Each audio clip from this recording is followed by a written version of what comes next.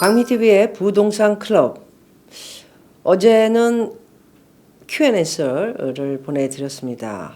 사실 제가 주식을 이렇게 몰입해서 하질 않아서 서학개미에 대해서 제가 제목을 정한 건 아니고 우리 직원이 막내가 이제 이렇게 제목을 정했을 때 서학개미 해외의 주식을 이렇게 관심 있게 보고 계신 분들이 이제 투자를 많이 하는 사람들을 향해서 얘기했던 것으로 이렇게 설명을 해서 알았지 사실 몰랐습니다. 그래서 여러분들도 알고 보셨는지 모르겠지만 어쨌든 좀 제목을 넣어서 그런 제목도 이런 내용이다라는 것을 오늘 말씀드리고요. 재밌게 보셨는지 모르겠습니다. 비자, 미국 투자는 사실 일본이 비자였고요. 그 다음에 순차적으로 다음 일을 행해야 된다라는 그런 내용의 미국 부동산을 비롯한 사업 그리고 미국의 비자까지 말씀드렸던 것 같습니다.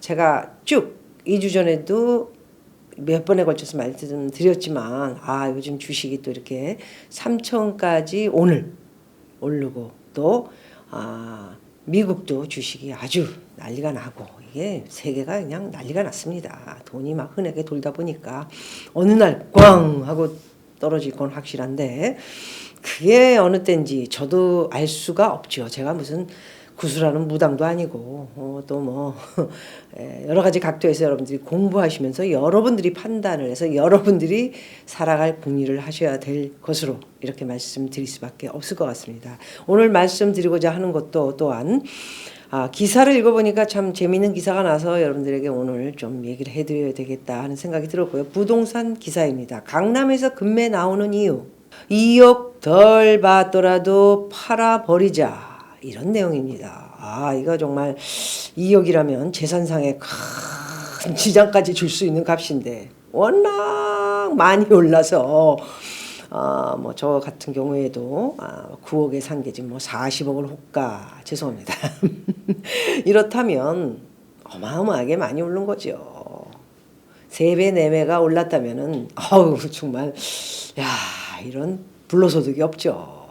물론 세금으로 엄청나게 걷어가지만 그래도 그 나머지 걷어가는 것 자체도 또 사람들은 투기꾼으로 또 이렇게 보고 바라보고 집이 없는 사람들은 그렇게 바라보는데 또 집이 있는 사람들은 이게 또 외곽 쪽까지도 집이 많이 오르다 보니까 내 집 오른 건 괜찮고 남이 오른 거는 뭐 이러는 좋지 않은 현상이 나올 수도 있다라는 생각을 가져봅니다. 해서 강남에 2억을 덜 팔고라도 팔아버리자. 이 내용이 뭔가 우리 아침 불현듯 제가 이 내용은 좀 과감한 내용이었다 하고 들여다봤더니 서울 강남구 대치동에서 전용 84제곱미터 아파트에 세를 주었던 집주인 박모 씨는 최근 집을 시세보다 2억 원 낮춘 금매로 팔았다.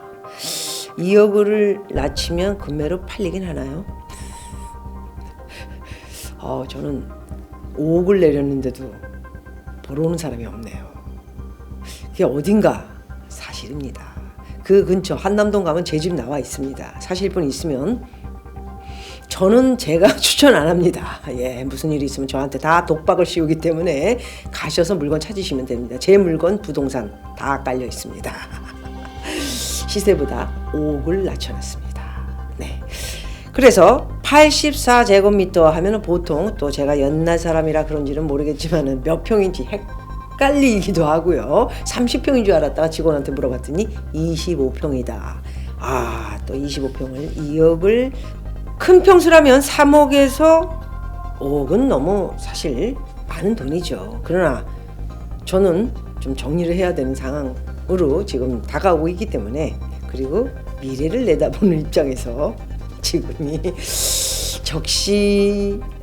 조금 늦었습니다. 사실 작년에 판 사람들이 적시였는데 무슨 얘기를 하고 있는가 하시는 분들도 있겠지만은 워낙 부동산을 사랑하기 때문에 한국 분들이 절대 팔지 않더군요. 쭉 가지고 계십시오. 저는 정리를 할 겁니다. 어찌됐든 그래서 25평인데도 2억을 내려서 집을 팔았다. 대단한 결단을 했다고 볼 수가 있고요. 다음 기사를 읽어보면 왜 이렇게 빨리 결단을 할 수밖에 없었는가는 바로 전세 세입자와 집주인과의 마찰로 인한 어떤 고집 그리고 아집 그리고 세입자가 조금 도가 지나친 행동을 함으로 이게 홧김에 땅땅땅 뭐 한다. 뭐 이런 말이 있듯이 이런 결정을 한 것으로 저는 이 기사는 읽어서 내리게 됐습니다.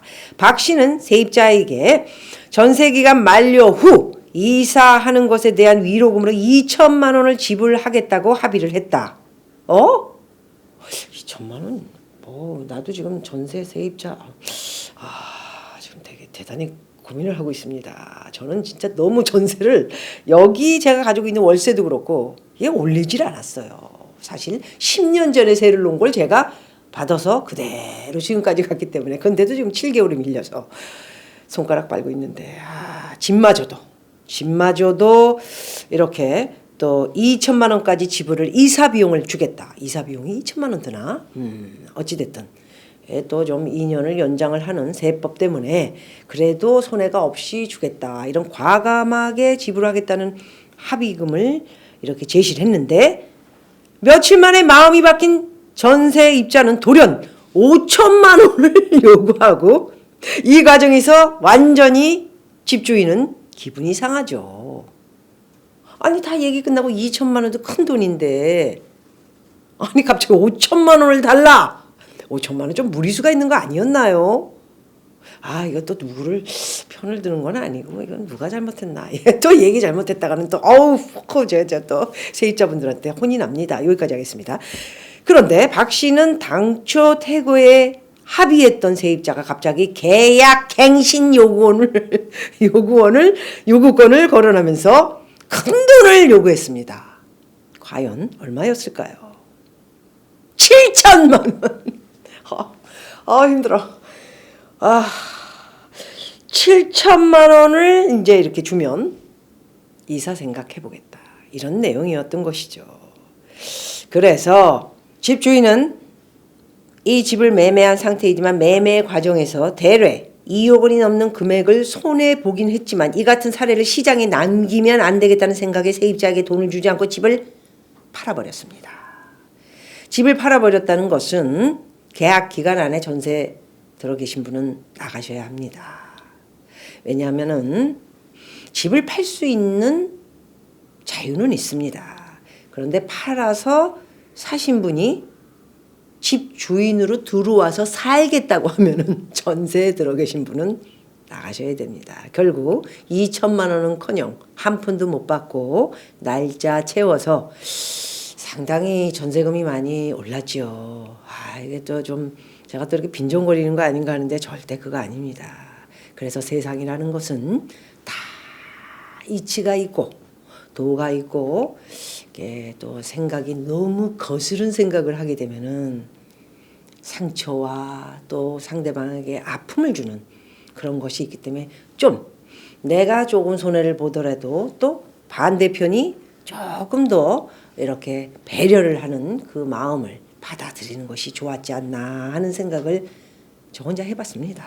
네, 계약갱신 청구권, 전월세 상한제 등 새 임대차 보호법이 시행된 후 나라에서 만든 새 임대차 보호법이죠. 개떡 같은 걸 하나 만들어가지고 이렇게 집주인과 세입자들의 논란을 일으키고 있는 것입니다. 왜 이 얘기를 하냐 하면은 집주인 또 세입자 또한 만만치 않은 사람들의 팽팽한 대결. 이 싸움을 누가 만든 겁니까? 그냥 시장이 자유롭고 순조롭게 돌아갔어야 하는 것인데 이렇게 뭔가를 잡아 뜯어서 물어 뜯어서 이렇게 만들면 세입자도 더 오래 길게 살 수 있을 것이며 집주인은 이 닥치고 그냥 0.5만 조금 더 받아가지고 그냥 진행하면서 2년 더 살게 하고 그 다음에 이 정권 끝나면 2022년에 끝나지 않습니까? 다음 정권이 들어오면 법이 바뀌든가 말든가 그걸 알 바 없다. 저는 당연히 바뀔 거라고 생각합니다. 이 법으로는 이게 사회가 정말 폭등이 날지도 모를 정도로 악과 악대의 싸움이 일어날 확률이 집 때문에 있을 수 있기 때문에 이거는 제가 볼 때 임대차 보호법 정말 개떡 같은 보호법이었다라고 생각을 하고요. 서울 강남권에서 급매로 집을 처분하는 사례가 생겨나고 있습니다. 지금 강남 지역은 임대차 법 이후 전세 가격이 많이 뛰었죠. 네, 나갈 사람이 딱 나가게 되면 그 다음에는 들어올 사람들이 전세금을 8억이 들어왔다면 이제는 10억, 2억이 오르고요. 큰 평수 같은 경우는 3억, 4억, 5억까지도 지금 뛰고 있었고 이제는 그것이 충분한 계약서로 이루어지고 있다는 말씀을 드릴 수 있겠습니다. 강남권은 전세 가격이 워낙 비싸니 세입자들이 들어오면 통상 몇억 원씩을 올려받을 수 있는데 이를 아는 기존 세입자들이 수천만 원에서 많게는 1억까지 대거 비용을 요구하니 집 주인들이 차라리 집을 팔아버리겠다. 집을 팔아버리려고 하는 이유는 있겠지만 저는 이 기사에 동의는 하지 않습니다. 누가 세입자에게 수천만 원에서 1억씩을 대거 비용으로 줍니까? 돌았습니까? 여기 그렇게 집주인들이 사이코가 많지 않습니다. 예, 재산 잃은 사람들, 강남 사람들 지독하게 열심히 알뜰살뜰 해서 저도 그렇고 아직까지도 애들한테 야, 너 왜 내 돈 100원 거스름돈 안 가져오니? 따집니다. 그렇게 아무거나 100원 툭 버리고 1000원 툭 버리고 막 갖다 마구잡이를 쓰고 오늘은 내가 5만 원 썼으면 내일은 돈 쓰지 말아야지, 절약해야지, 이런 개미 같은 생활 습관으로 지금까지 살아온 강남 지역의 사람들입니다.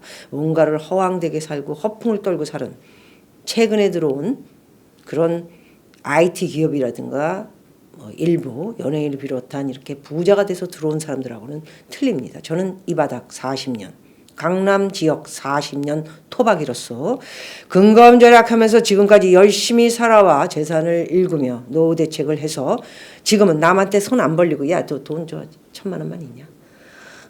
좀 빌려다오.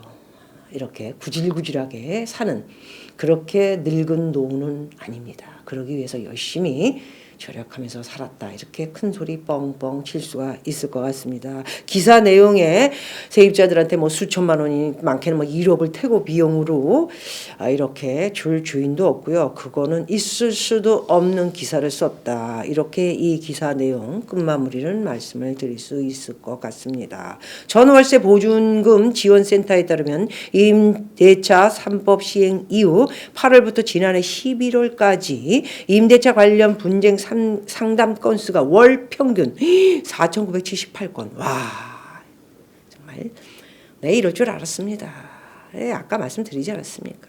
집주인과 말하자면 세입자와 싸움질이 그냥 뭐 내용 증명서 가고 뭐 어쩔 수 없는 것이죠. 예, 재산 가지고 뭐 여태까지 잘 진행해 오다가 이거를 갑자기 임대 3차 법을 만들어 가지고 이 모양 이 꼴을 만드니까 엉망진창이 되고 세상 사는 게 그렇게 쉽지가 않은데 돈 한 푼 벌어보지 못한 이 정권의 나부레기들은 전부 앉아가지고 어디서 뜯어 쓰는지요 주면 그럽시다. 도장 찍지요. 들어가서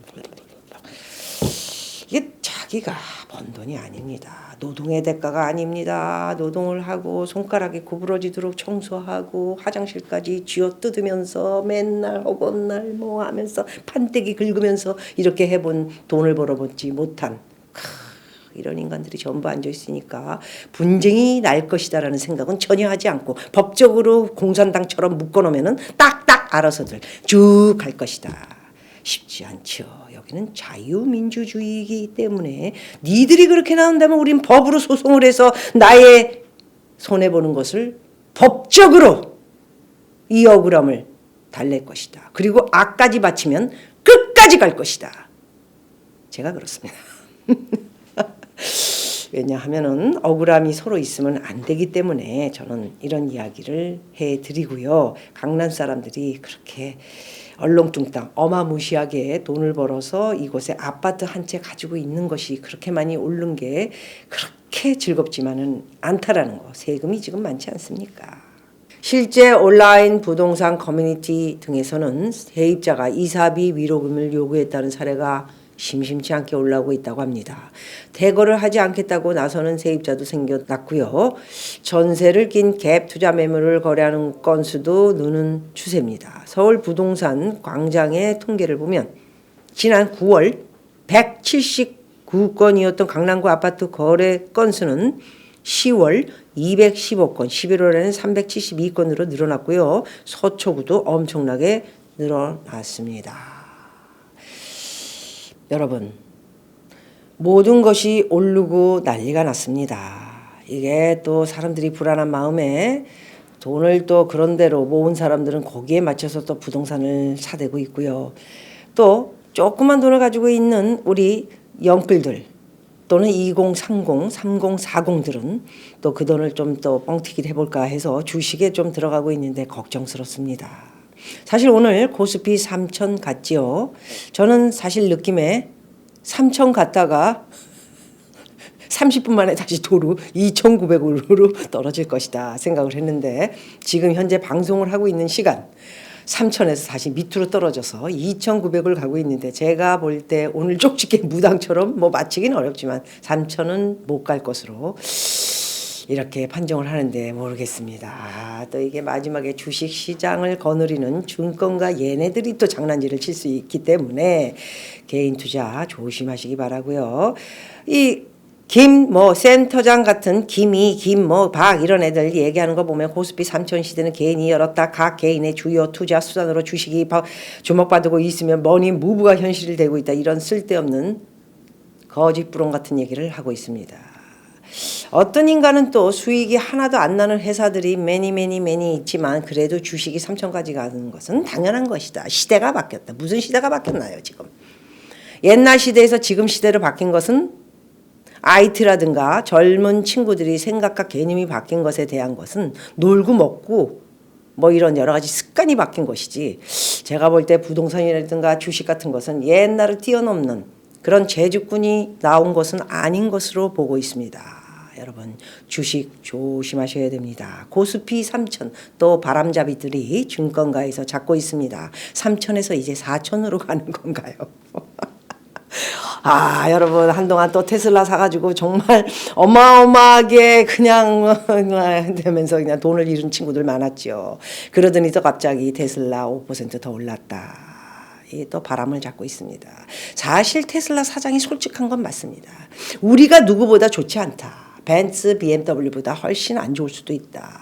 올해부터 벤츠, BMW 그 외에도 많은 차들이 현대도 마찬가지고 현대 이 전기차들이 나오기 시작하고 있습니다. 근데 테슬라가 왜 이렇게 인기가 있는 것이죠?